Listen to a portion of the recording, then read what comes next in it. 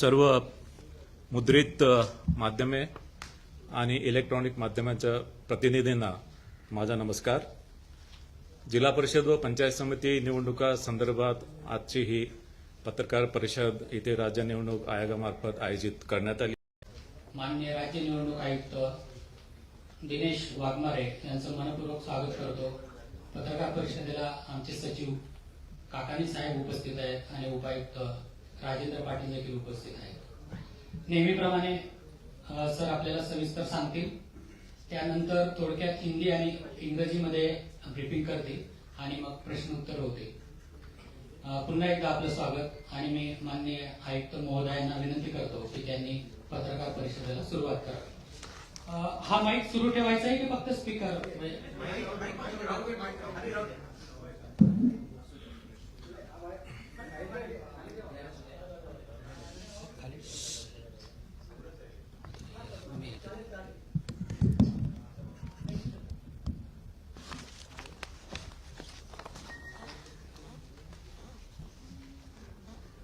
सर्व मुद्रित माध्यमे आणि इलेक्ट्रॉनिक माध्यमांच्या प्रतिनिधींना माझा नमस्कार। जिल्हा परिषद व पंचायत समिती निवडणुका संदर्भात आजची ही पत्रकार परिषद इथे राज्य निवडणूक आयोगामार्फत आयोजित करण्यात आलेली आहे। आपल्याला माहीतच आहे की माननीय सर्वोच्च न्यायालयाच्या निर्णयानुसार ज्या जिल्हा परिषद आणि पंचायत समितीमध्ये 50% पेक्षा कमी आरक्षण आहे अशा जिल्हा परिषद पंचायत समिती निवडणुका लावण्यासंदर्भात माननीय सर्वोच्च न्यायालयाने निर्देश दिले आणि त्याच्या अनुषंगाने 12 जिल्हा परिषद आणि 125 पंचायत समितीमध्ये निवडणूक घेण्यासंदर्भात आजची ही पत्रकार परिषद आहे। ज्या जिल्हा परिषदांमध्ये या निवडणुका होत आहेत ते जिल्हे आहेत कोकण विभागातील रायगड, रत्नागिरी, सिंधुदुर्ग, पुणे विभागातील पुणे, सातारा, सांगली, कोल्हापूर, सोलापूर, छत्रपती संभाजीनगर विभागातील छत्रपती संभाजीनगर, परभणी, धाराशिव व लातूर अशा या 12 जिल्हा परिषद आहेत। या निवडणुकामध्ये प्रत्येक मतदाराला 2 मते देणे आवश्यक आहे। यामध्ये 1 मत त्याला जिल्हा परिषद निवडणूक विभागासाठी द्यावं लागेल आणि 1 मत पंचायत समिती निर्वाचक गणासाठी द्यावं लागेल। या निवडणुकीमध्ये नामनिर्देशन प्रक्रिया ही ऑफलाईन पद्धतीने राबविण्यात येणार आहे। विविध राजकीय पक्ष आणि उमेदवार यांच्या मागणीनुसार नामनिर्देशन पत्र प्रक्रिया ही महानगरपालिकेच्या निवडणुकीसारखीच जिल्हा परिषद पंचायत समिती निवडणुकीमध्ये सुद्धा ही प्रक्रिया ऑफलाईन राबवण्यात येणार आहे। या निवडणुकीमध्ये ज्या जागा राखीव आहेत त्या राखीव जागेवर जात वैधता पडताळणी आवश्यक आहे आणि जात प्रमाणपत्र आणि जात वैधता पडताळणी ही नामनिर्देशन पत्रासोबत दाखल करणं आवश्यक आहे। मात्र एखाद्या उमेदवाराकडे जात वैधता प्रमाणपत्र नसेल तर त्यांनी जात पडताळणी समितीकडे केलेल्या अर्जाची सत्यप्रत किंवा त्याच्याकडे अन्य कोणताही पुरावा असेल की त्यांनी अशा जात पडताळणी समितीकडे अर्ज केला त्याची प्रत त्यांनी सादर करणं आवश्यक आहे। मात्र निवडून आल्यावर त्याला 6 महिन्याच्या आतमध्ये जात वैधता प्रमाणपत्र सादर करणं आवश्यक राहील आणि 6 महिन्याच्या आतमध्ये त्यांनी जात वैधता प्रमाणपत्र सादर नाही केलं तर त्याची निवड ही पूर्वलक्षी प्रभावाने रद्द होईल।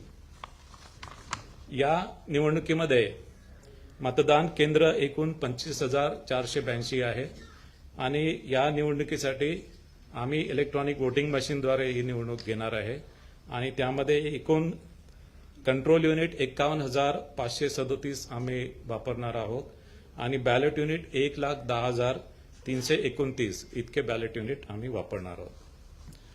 या निवडणुकीमध्ये एकूण मतदान केंद्र हे 25,482 असतील आणि या सर्व मतदान केंद्रावर अश्युअर्ड मिनिमम फॅसिलिटी वीज, पिण्याचे पाणी, सावलीची सुविधा, शौचालयाची व्यवस्था या सर्व करण्यात आलेले आहे।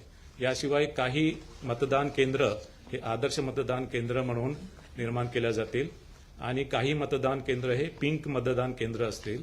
पिंक मतदान केंद्रावर ज्यामध्ये महिला मतदारांची संख्या जास्त आहे असे मतदान केंद्र हे पिंक मतदान केंद्र असतील आणि त्यामध्ये सर्व निवडणूक कर्मचारी, अधिकारी आणि सर्व सुरक्षा कर्मचारी या महिला असतील.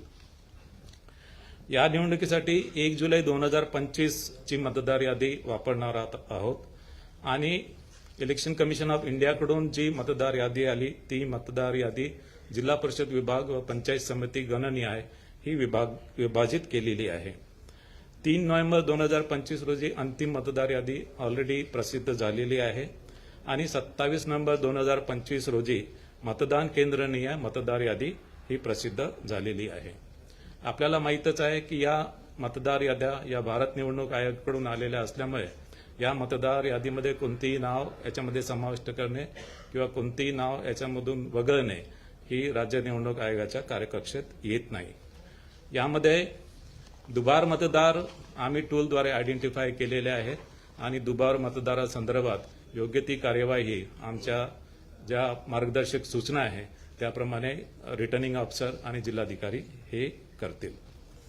याशिवाय मतदाराला त्याचं नाव, प्रभाग क्रमांक आणि त्याला त्याचं मतदान केंद्र शोधण्यासाठी मताधिकार मोबाईल ॲप विकसित केलेलं आहे. हे मताधिकार मोबाईल ॲप सध्या अँड्रॉइड सिस्टीमवर उपलब्ध आहे आणि या अनुषंगाने मतदाराला त्याचा जो निवडणूक विभाग आहे आणि जो पंचायत समिती गण आहे हा त्याला शोधता येईल आणि त्याशिवाय त्याचं मतदान केंद्र सुद्धा त्यामध्ये त्याला शोधता येईल. याशिवाय मतदाराला आयोगाच्या वेबसाईटवर, आयोगाच्या पोर्टलवर जे महासिक वोटर लिस्ट .in म्हणून पोर्टल आहे वोटर सर्चसाठी, त्याच्यावर पण जाऊन त्याला त्याचं नाव किंवा ईपी क्रमांक टाकून त्याला त्याचा मतदान केंद्र त्याला शोधता येईल. ज्येष्ठ नागरिक, दिव्यांग, तान्याबाळासह असणाऱ्या स्त्रिया व गरोदर स्त्रिया यांना मतदानासाठी प्राधान्य दिले जाणार आहे. त्यांच्यासाठी वेगळी व्यवस्था, वेगळी रांग असेल. ज्या ठिकाणी वेगळी रांग नसेल त्यांना प्राधान्याने मतदान केंद्राच्या आतमध्ये नेण्याची व्यवस्था केलेली आहे. याशिवाय प्रत्येक ठिकाणी रॅम्प व व्हीलचेअरची व्यवस्था राहणार आहे. या निवडणुकीमध्ये एकूण निवडणूक निर्णय अधिकारी 125 असणार आहे. सहाय्यक निवडणूक निर्णय अधिकारी सुद्धा 125 असणार आहे. एकूण निवडणूक अधिकारी कर्मचारी 1,28,000 यामध्ये असणार आहे. निवडणूक अधिकारी आणि कर्मचारी पुरवण्यासाठी विभागीय आयुक्त आणि जिल्हाधिकारी यांना निर्देश देण्यात आलेले आहे. प्रत्येक स्थानिक स्वराज्य संस्थांसाठी जे अधिनियम बनलेले आहेत त्या अधिनियमामध्ये प्रचार समाप्तीनंतर जाहिरातींना बंदी यावर वेगवेगळी तरतूद आहे. जिल्हा परिषद पंचायत समिती अधिनियमानुसार मतदान सुरू होण्याच्या दिनांकापूर्वी 24 तास अगोदर प्रचाराची समाप्ती होईल आणि त्यामुळे प्रचार कालावधी संपल्यानंतर मुद्रित, इलेक्ट्रॉनिक व समाज माध्यमाच्या द्वारे कुठल्याही माध्यमाद्वारे प्रचारविषयक जाहिरात प्रसिद्धी किंवा प्रसारित करता येणार नाही. याशिवाय 2 प्रकारच्या माध्यम प्रसारण सहनियंत्रण समित्या असतील. यामध्ये जिल्हा स्तरावर जिल्हाधिकारी यांच्या अध्यक्षतेखाली जिल्हास्तरीय माध्यम सहनियंत्रण समिती असेल. राज्य स्तरावर राज्य निवडणूक आयोगाच्या सचिवांच्या अध्यक्षतेखाली माध्यम प्रमाणन व सहनियंत्रण समिती असेल. यामध्ये इलेक्ट्रॉनिक माध्यमांसाठीच्या प्रस्तावित जाहिरातीचे पूर्वप्रमाणन ही मुख्य जबाबदारी या समितीकडे असेल. याशिवाय पेड न्यूज संदर्भात तक्रारी, चौकशी ही सुद्धा जबाबदारी त्यांच्याकडे असेल. ही निवडणूक घोषित झाल्यानंतर संबंधित जिल्हा परिषद पंचायत समिती क्षेत्रात आचारसंहिता लागू झालेली आहे. जरी या संबंधित जिल्हा परिषद पंचायत समितीमध्ये आचारसंहिता जरी असेल तरी या क्षेत्राच्या बाहेर इतर क्षेत्रात जर अशा संबंधित जिल्हा परिषद पंचायत समितीच्या मतदारांवर प्रभाव टाकणारी कुठली घटना किंवा कुठला कार्यक्रम घेता येणार नाही. या निवडणुकीमध्ये निवडणूक खर्चावर जी मर्यादा आहे यामध्ये 3 स्लॅब्स केलेले आहेत. ज्या जिल्हा परिषदमध्ये 71 ते 75 निवडणूक विभाग आहेत त्यामध्ये जिल्हा परिषदसाठी 9 लाख, पंचायत समितीसाठी 6 लाख. ज्या जिल्हा परिषदमध्ये 61 ते 70 निवडणूक विभाग आहेत त्यामध्ये जिल्हा परिषदसाठी 7.5 लाख, पंचायत समितीसाठी 5.25 लाख. ज्या जिल्हा परिषदमध्ये 50 ते 60 निवडणूक विभाग आहेत त्यामध्ये जिल्हा परिषदसाठी 6 लाख आणि पंचायत समितीसाठी 4.5 लाख अशा प्रकारे निवडणूक खर्चाची मर्यादा आहे. या निवडणुकीमध्ये एकूण मतदान केंद्र हे 25,482 आहे, जे मी आधीच सांगितलेलं आहे. एकूण मतदार 2.09 कोटी आहेत. एकूण पुरुष मतदार 1.07 कोटी आहेत. एकूण स्त्री मतदार 1.02 कोटी आहेत आणि इतर मतदार हे 473 आहेत. या निवडणुकीमध्ये एकूण मतदान केंद्र 25,482 आहेत. एकूण मतदार 2.09 कोटी आहेत. एकूण पुरुष मतदार 1.07 कोटी आहेत. एकूण स्त्री मतदार 1.02 कोटी आहेत आणि एकूण इतर मतदार 473 आहेत.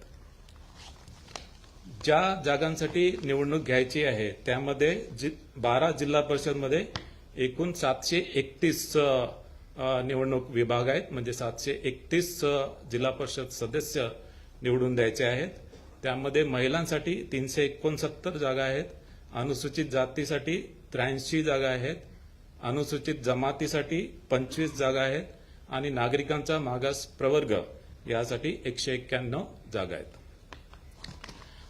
ज्या पंचायत समिती जागांसाठी ही निवडणूक आहे त्या एकूण पंचायत समिती आहे 125 आणि एकूण जागा म्हणजे एकूण पंचायत समिती सदस्य 1,462 निवडून द्यायचे आहेत. ज्यामध्ये महिलांसाठी 731 जागा आहेत. अनुसूचित जातीसाठी 166 जागा आहेत. अनुसूचित जमातीसाठी 38 जागा आहेत. नागरिकांच्या मागास प्रवर्गासाठी 342 जागा आहेत. यानंतर मी हा निवडणुकीचा कार्यक्रम घोषित करतो आहे. जिल्हा परिषद व पंचायत समिती 12 जिल्हा परिषद आणि 125 पंचायत समितींचा निवडणुकांचा कार्यक्रम. जिल्हाधिकाऱ्यांकडून निवडणूक कार्यक्रमाच्या सूचनेची प्रसिद्धी 16 जानेवारी 2026. नामनिर्देशन पत्र स्वीकारणे. नामनिर्देशन पत्र स्वीकारणे 16 जानेवारी 2026 ते 21 जानेवारी 2026. नामनिर्देशन पत्राची छाननी. नामनिर्देशन पत्राची छाननी 22 जानेवारी 2026. उमेदवारी माघारीची अंतिम मुदत. उमेदवारी माघारीची अंतिम मुदत 27 जानेवारी 2026.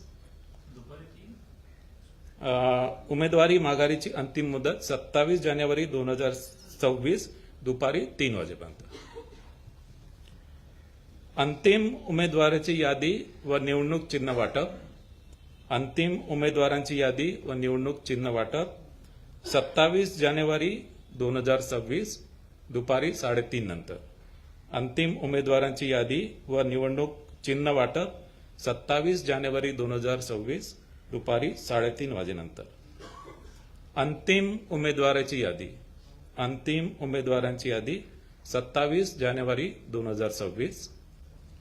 मतदानाचा दिनांक 5 फेब्रुवारी 2026 सकाळी 7:30 ते सायंकाळी 5:30 वाजेपर्यंत. मतदानाचा दिनांक 5 फेब्रुवारी 2026 सकाळी 7:30 ते सायंकाळी 5:30 वाजेपर्यंत. मतमोजणीचा दिनांक. मतमोजणीचा दिनांक 7 फेब्रुवारी 2026 सकाळी 10 वाजेपासून. मतमोजणीचा दिनांक 7 फेब्रुवारी 2026 सकाळी 10 वाजेपासून. आता हा निवडणुकीचा कार्यक्रम मी तांबूस फुटता उधळलाली भूपाळी रामपारी. दिशा नाही उजळल्या आल गोकुळ आपुल्या दारी. निर्भेळ आणि सकस चवीच गोकुळ लय भारी. चव आहे कोल्हापुरी गोकुळ लय भारी. गोकुळची दर्जेदार दुग्ध उत्पादने. गोकुळ अस्सल चव कोल्हापूरची.